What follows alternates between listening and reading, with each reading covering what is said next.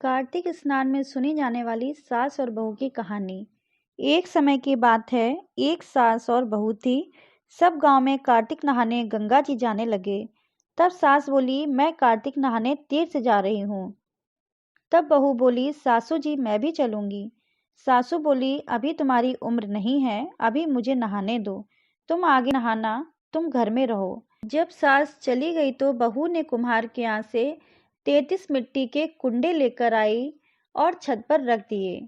रोज रात को एक कुंडा भरकर रख देती और सुबह उठकर नहाती। तब कहती, सासू नहावे उंडे बैठे, बहू नहावे कुंडे बैठे।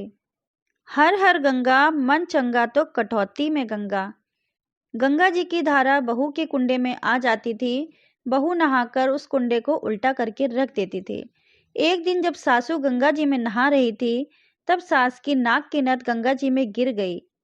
वहीं घर पर बहू नहा रही थी और बोलने लगी कि हे गंगा मैया, आप अपनी धारा इस कुंडे में लाएं। इसके बाद वह बोली, सासू नहावे उंडे बैठे, बहू नहावे कुंडे बैठे। हर हर गंगा मन चंगा तो कटौती में गंगा। इतना बोलने के बाद गंगा जी की धारा कुंडे में आ गई। उसमें उसकी सास की नथ भी आ गई। तब बहू ने नथ लेकर बोली, यह तो नथ मेरी सासू जी का है। वही कार्तिक माह का पूरा हो गया। सास गंगा जी से वापस आ गई। बहू सासू जी का सामान लेने गई। जाते समय सासू जी की नथ को पहनकर गई। जब सास की नजर बहू पर पड़ी तो सास ने अपनी नथ देख ली और बोली, यह तो मेरी नथ है, यह तुम्हारे पास कहाँ से आ गई।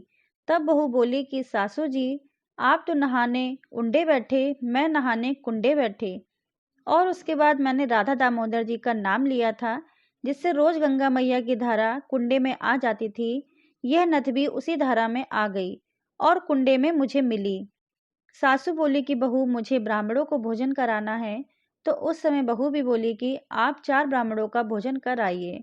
उसके साथ मेरे लिए भी 2 ब्राह्मणों का भोजन करा देना, क्योंकि मैंने भी कार्तिक नहाया है। तब सासू बोली कि तू कहाँ से कार्तिक नहाई, गंगा जी कहाँ से आए। तब बहू ने कहा कि चलो ऊपर मैं आपको बताती हूँ। जब सास छत पर गई तो वहां देखा कि 33 कुंडे उल्टे पड़े हुए हैं, जो कि वह सोने के हो गए थे। वही बहू बोली कि मैं रोज एक कुंडा भरकर रखती थी और रोज तड़के उठकर नहाती और कुंडा को उल्टा कर देती। इसको देखकर सास बोली कि तुम्हारा नसीब बहुत अच्छा है, इसलिए गंगा जी की धारा कुंडे में आ गई और कुंडा भी सोने का हो गया।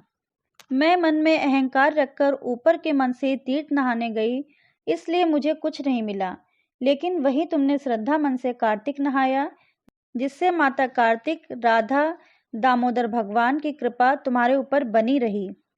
अब दोनों सास बहुओं ने मिलकर खूब ब्राह्मणों को भोजन कराया और होम किया।